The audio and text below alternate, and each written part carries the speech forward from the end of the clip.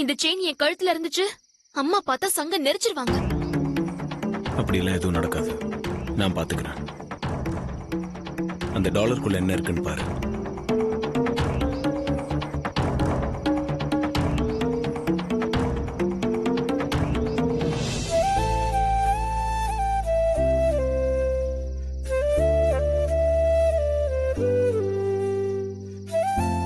நீ இதை பார்த்து என் காதல புரிஞ்சுப்பேன் தான்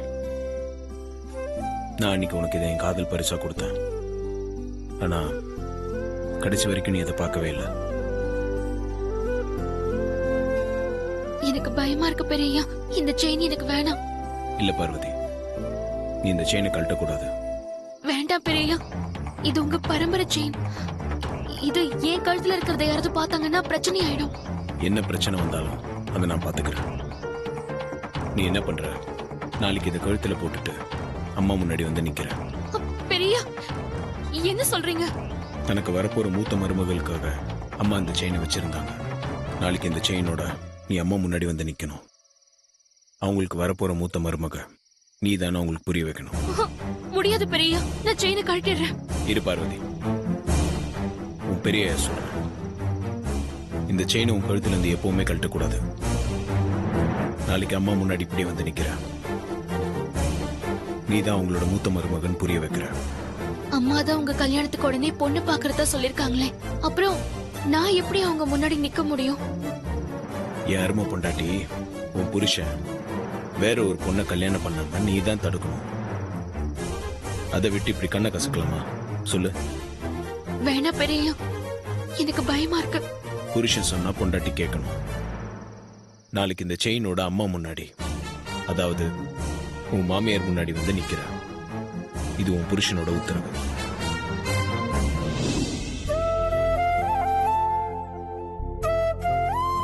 டே கணேசா, இன்னும் முடியலையா? எல்லாமே முடிஞ்சிருச்சுக்கா. தமிழ் மட்டும் கொஞ்சம் இருக்கு, அது நான் காலையில இருந்து பாத்துக்கிறேன். சரி, இதெல்லாம் எடுத்து ஓரமா வச்சுட்டு அந்த பாயை விரிச்சு போடு. நான் சாப்பாடு எடுத்து வைக்கிறேன்.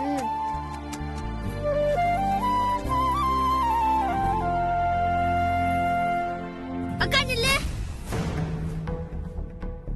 என் பக்கம் திரும்புக்கா. எதுக்குடா?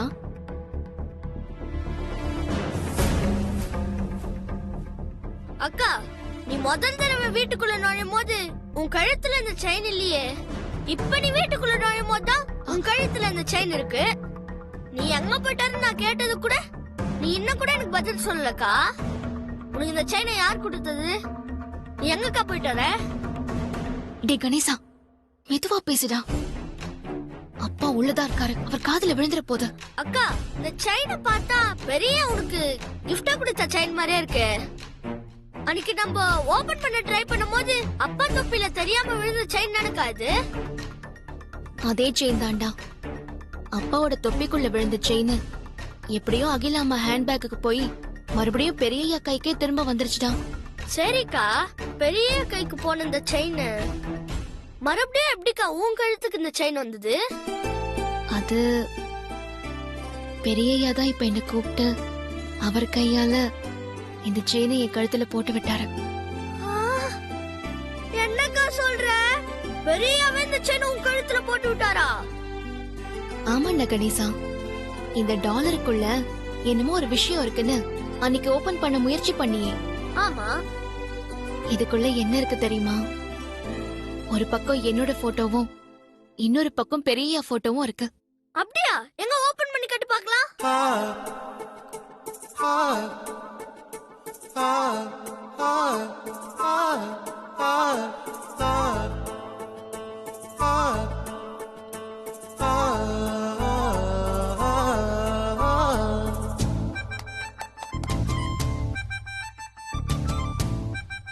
சூப்பர்க்கா.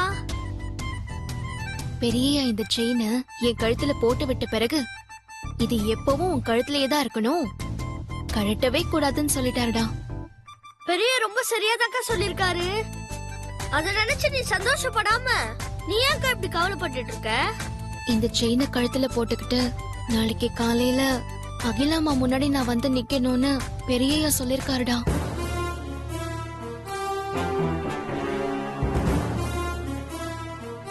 இது மூத்த மருமகளுக்காக அம்மா வச்சிருந்த செயின். இந்த செயினோட நீ அம்மா முன்னாடி வந்து நின்னு நீதான் மூத்த மருமகன்னு அம்மாவுக்கு புரிய வைக்கணும்னு வேற சொல்லிருக்காரு. அப்படி போட கருவால கேக்குறதுக்கே எவ்வளவு சந்தோஷமா இருக்கு தெரியுமாக்கா? டே கணேசா, என்ன விளையாடுறியா? இந்த செயினோட நான் அம்மா முன்னாடி போய் நின்னா என்ன ஆகும் தெரியுமா? அத நினைச்சாலே பயமா இருக்குடா. பெரிய இருக்கும் போது உனக்கு என்னக்கா பயம்? பெரிய சொன்ன மாதிரி காலையில செயினோட அகிலம்மா முன்னாடி போய் நில்லுக்கா. எதா இருந்தாலும் அப்புறமா பாத்துக்கலாம், விடுக்கா. ஏய் கணேசா, என் அப்பா வரடா. போ. பார்வதி வந்துட்டியாமா? ஆமாப்பா. சரி நீ போய் சாப்பாடு எடு. சரிப்பா. கணேசா, நீ பேக் எடுத்து வச்சுட்டு பாய் எடுத்து வரி, நான் சாப்பாடு எடுத்து வைக்கிறேன். பார்வதி நில்லு.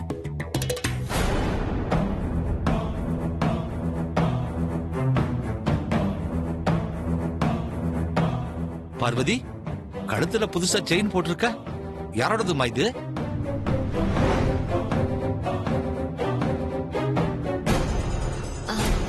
வந்து அப்பா, அது வந்துப்பா அக்கா பாட்டு பாடி மழைய வர வச்சு அகிலாமாவோட உயிரை நெருப்புல இருந்து காப்பாத்தினதுக்காக அகிலாமா இந்த செயினை அக்காவுக்கு பரிசா கொடுத்திருக்காங்கப்பா. ஓ, ஆ, ஆமாப்பா.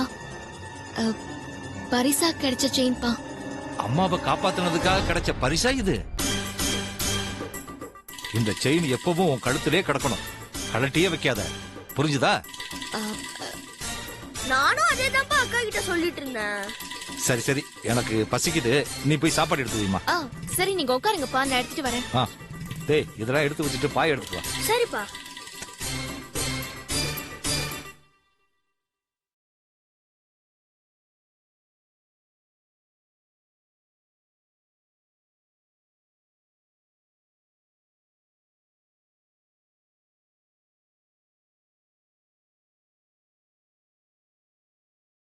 உன் மாமியார் முன்னாடி வந்து நிக்கிற.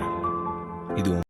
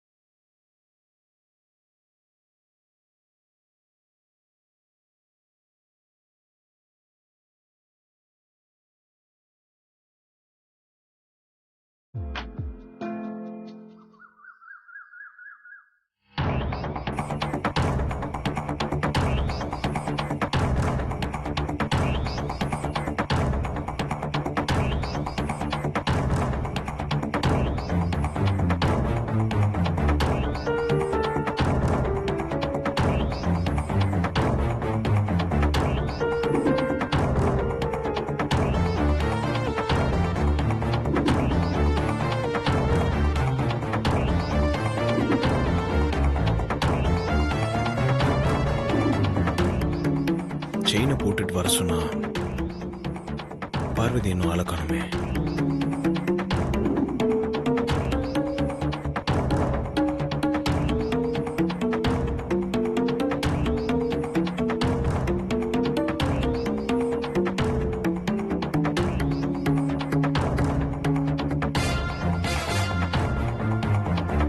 பெரிய இந்த செயினை கழுத்துல போட்டுட்டு வந்து அம்மா முன்னாடி நிக்கணும்னு சொல்லிருக்காரு. இது அம்மாவோட அப்பா கழுத்துல போட்டுட்டு இருந்த பரம்பரை செயின். இதை என் கழுத்துல போட்டுக்கிட்டு அம்மா முன்னாடி போய் நிக்கிற தைரியம் எனக்கு இல்ல. ஆனா கழுத்துல செயின் இல்லாம போனா பெரியயா வருத்தப்படுவாரு. இப்ப என்ன பண்றது?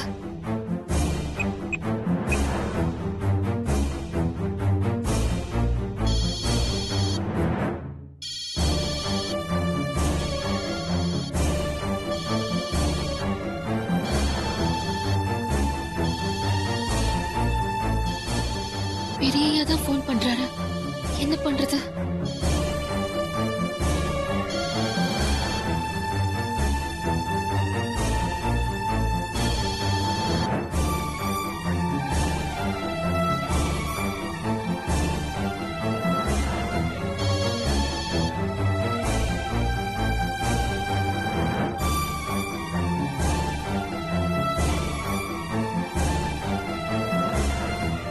ஏன் ஃபோன் எடுக்க மாட்டேங்கிறா?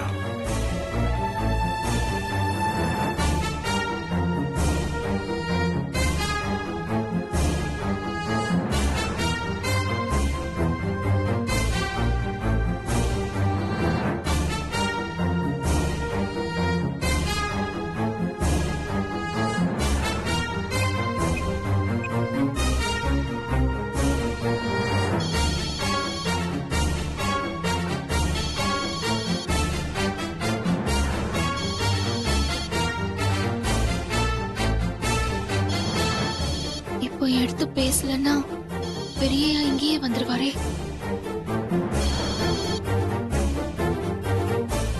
ஹலோ பெரியயா. என்ன பார்வதி, ஏன் ஃபோன் எடுக்க இவ்வளவு நேரம்? அது வந்து கிச்சன்ல வேலையா இருந்த பெரியயா, அதான் வந்து எடுக்கிறதுக்குள்ள கட் ஆயிடுச்சு. இன்னும் அவுட் ஹவுஸ்ல என்ன பண்ணிட்டு இருக்க? 8 மணிக்கு டான் நீ உள்ள வருவேன்னு நான் வெயிட் பண்ணிட்டு இருக்கேன். அ, இந்த வீட்டோட மூத்த மருமக யாருன்னு இன்னைக்கு அம்மாக்கு தெரிஞ்சிருன்னு நினைச்சு நான் எவ்வளவு சந்தோஷப்பட்டேன் தெரியுமா? நான் எவ்வளவு ஆர்வத்தோட வெயிட் பண்ணிட்டு இருக்கேன். நீ இன்னும் வராம இருக்க. என்ன மன்னிச்சிருங்க பெரியயா, என்னால இன்னைக்கு வேலைக்கு வர முடியாது. வேலைக்கு வர முடியாதா? என்னாச்சு? அது அது வந்து காய்ச்சல் பெரியயா, அதனால நான் இன்னைக்கு வேலைக்கு வரல. நேத்து நைட் நல்லா தானே இருந்தா, இப்ப எப்படி திடீர்னு காய்ச்சல் வரும்? அது அது எப்படியோ வந்துச்சு. எப்படி வந்துச்சுன்னு கேட்டா எப்படி என்ன சொல்றது பெரியயா? பயங்கரமான காய்ச்சல் வந்தாலும் உடம்புக்கு முடியாம போனாலும் நீ லீவ் போட மாட்டிய, வேலைக்கு கரெக்டா வருவிய. இன்னைக்கு என்னமோ காய்ச்சல் வேலைக்கு வரலன்னு சொல்ற. அது வந்து பெரியயா, எனக்கு தெரியும் பார்வதி, உனக்கு வந்திருக்கிறது போய் காய்ச்சல். இந்த ஹோம்ஒர்க் பயந்துட்டு ஸ்கூல் பசங்கலாம் எனக்கு காய்ச்சல், வயிற்று வலி, நான் இன்னைக்கு ஸ்கூலுக்கு போக மாட்டேன்னு சொல்ற மாதிரி கழுத்துல செயினோட அம்மா முன்னாடி வர பயந்துட்டு காய்ச்சல்னு என்கிட்ட போய் சொல்ற. உன்னை எப்படி அம்மா முன்னாடி வர வைக்கணும்னு எனக்கு தெரியும். நீ வெயிட் பண்ணு, நான் உன்னை வர வச்சு காட்டுறேன். பெரியயா.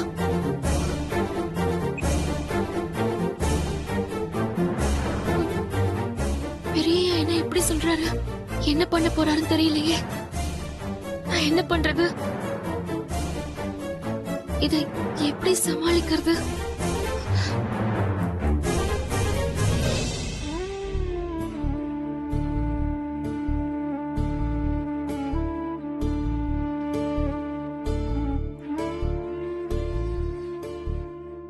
அகிலா, அகிலா, ம்? என்ன ரொம்ப டீப்பா திங்க் பண்ணிக்கிட்டு இருக்க? ஆதிக்கு கல்யாண நேரம் கூடி வந்துருச்சுன்னு குருஜி சொன்னதை பத்தி யோசிச்சுட்டு இருந்தேன். ஆதிக்கு பொருத்தமான பொண்ணை தேடணுமேங்கிற யோசனையில இருந்தியா? ஆமாங்க. ஆதிக்கு பொருத்தமான பொண்ணா மட்டும் இல்லாம எனக்கு அப்புறம் இந்த ஆதிக்கடவூர் வம்சத்தோட பெருமைகளை கட்டி காப்பாத்துற மூத்த மருமகளாவும் இருக்கணுங்க. நீ நினைக்கிற மாதிரி பொண்ணுதான் நம்ம வீட்டுக்கு மருமகளா வருவா. நீ கவலையப்படாத அகிலா. மா, வா ஆதி. உன் கல்யாண விஷயமா உனக்கு பொண்ணு பாக்குறத பத்தி தான் நானும் அம்மாவும் பேசிக்கிட்டு இருந்தோம். நீயே வந்துட்ட. சொல்லு ஆதி, என்ன விஷயம்? அது வந்து பார்வதி விஷயமா உங்ககிட்ட கொஞ்சம் பேசணும். பார்வதி விஷயமா பேசணுமா? என்ன பேசு. பார்வதி பத்தி அதிகமா நான் உங்ககிட்ட சொல்ல வேண்டியதில்லம்மா. நம்ம குடும்பத்துக்காக பார்வதி கொஞ்சம் கூட சுயநலம் இல்லாம எவ்வளவு விஷயங்கள் செஞ்சிருக்கா. குலதெய்வம் கோயிலுக்கு போனப்ப பாம்பு கிட்ட இருந்து உங்க உயிரை காப்பாத்தின பார்வதி இப்ப நெருப்புல இருந்து மறுபடியும் உங்க உயிரை காப்பாத்திருக்கா. எந்த ஒரு எதிர்பார்ப்பும் இல்லாம உங்க மேலயும் நம்ம குடும்பத்து மேலயும் விசுவாசம் வச்சிருக்க பார்வதிக்கு நம்ம எதனா செய்யணுமா? ஆதி சொல்றது கரெக்ட் தான் அகிலா. எதையும் எதிர்பார்க்காம பார்வதி நமக்காக எவ்வளவோ கஷ்டங்களை அனுபவிச்சிருக்கா. அந்த நந்தினி செஞ்ச சதியால நமக்காக பார்வதி ஜெயிலுக்கு கூட போயிருக்கா. ஏன் சாவோட வாசல் வரைக்கும் கூட போயிட்டு வந்திருக்கா. அப்படிப்பட்ட பார்வதிக்கு நாம ஏதாவது செய்யணும் அகிலா. சரி, என்ன செய்யணும் நீயே சொல்லாதி. சிங்கப்பூர்ல சிறந்த அம்பாசிடருக்கான அவார்டு கொடுத்த பணத்தை கூட பார்வதி வாங்க மறுத்துட்டா. அதை இல்லாதவங்களுக்கு கொடுக்க சொன்னதால நம்ம அனாதை இல்லத்துக்கு கொடுத்துட்டோம். ஞாபகம் இருக்கு. வேணா ஒண்ணு பண்ணலாம். அதுக்கு பதிலா ஒரு 10 லட்சம் ரூபாய்க்கு செக் போட்டு நீயே பார்வதி கிட்ட கொடுத்துரு. கொடுக்கலாமா? ஆனா என்ன ஆதி, அமௌண்ட் கம்மியா இருக்குன்னு நினைக்கிறியா? அப்ப பார்வதிக்கு நீ எவ்வளவு கொடுக்கணும்னு நினைக்கிறியோ அந்த அமௌண்ட்டை போட்டு கொடுத்துரு. அது இல்லம்மா, அவ என் கையில இருந்து வாங்கிக்கிறத விட உங்க கையில வாங்கிக்கணும் தான் ஆசைப்படுவா. அதனால அவளை கூப்பிட்டு நீங்களே உங்க கையால அந்த செக்கை கொடுத்தா அவ சந்தோஷப்படுவா. ஆமா அகிலா, எதுவா இருந்தாலும் அத உன் கையால வாங்கணும்னு தான் பார்வதி ஆசைப்படுவா. ஆதி சொன்ன மாதிரி உன் கையாலே கொடுத்துறேன்.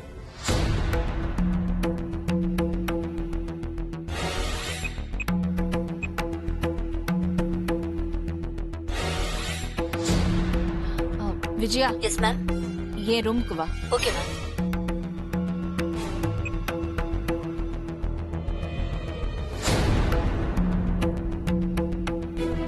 மேடம், பார்வதிய நான் கூப்பிட்டேன்னு சொல்லி கூட்டிட்டு வா. Okay ma'am. போ.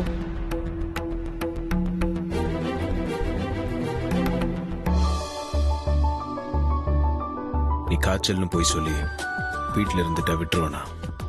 இப்ப நீ கழுத்துல இருக்க செயினோட அம்மா முன்னாடி வந்து நின்னுதானே ஆகணும்.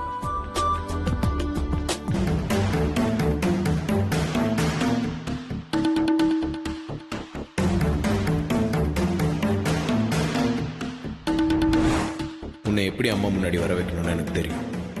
நீ வெயிட் பண்ணு, நான் உன்னை வர வச்சு காட்டுறேன்.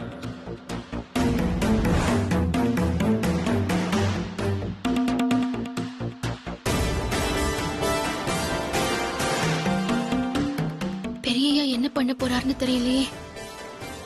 இப்ப நான் என்ன பண்ண போறேன்? அம்மா முன்னாடி என்னால சாதாரணமாவே போய் நிக்க முடியாது. இந்த செயினோட போய் நான் எப்படி நிப்பேன்?